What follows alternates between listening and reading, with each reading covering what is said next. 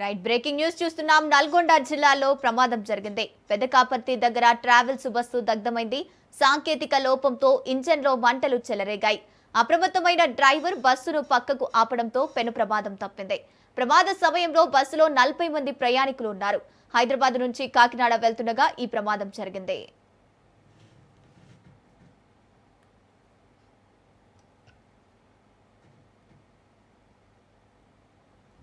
నల్గొండ జిల్లాలో ప్రమాదం జరిగింది.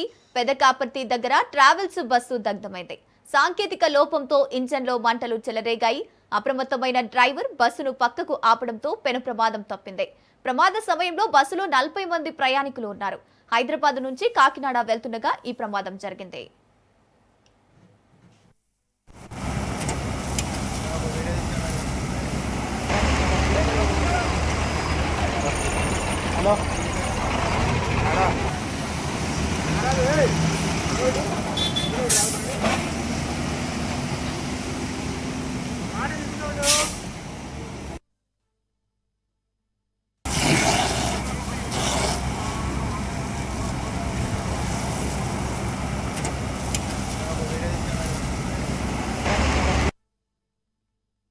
నా పేరు నాగరాజ్ అన్న.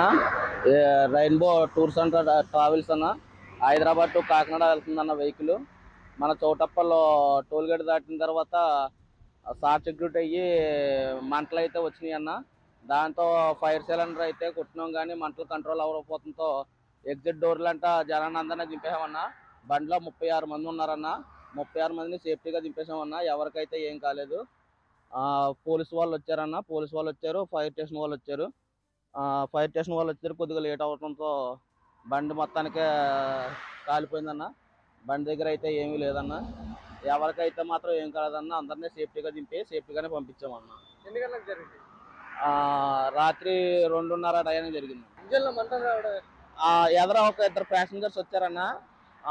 వైరింగ్ది కాలుతున్నట్టు స్మెల్ వచ్చిందని చెప్పేసి చూసాము. చూసేదానికి మంటల కింద కనబడటంతో బండి లెఫ్ట్కి తీసుకుని ఫైర్ది పెట్టామన్నా. ఫైర్ కొట్టినా కానీ మంటలు కంట్రోల్ అవ్వలేదు. కంట్రోల్ అవ్వకపోవడంతో ఎమ్మటనే ఎమర్జెన్సీ డోర్లు అంటే మొత్తం 36 మంది ప్యాసింజర్లే దింపేసాం సురక్షితంగానే. ఎవరికైతే ఏం కాలేదు. అందరూ సేఫ్టీగా వెళ్ళిపోరన్నా.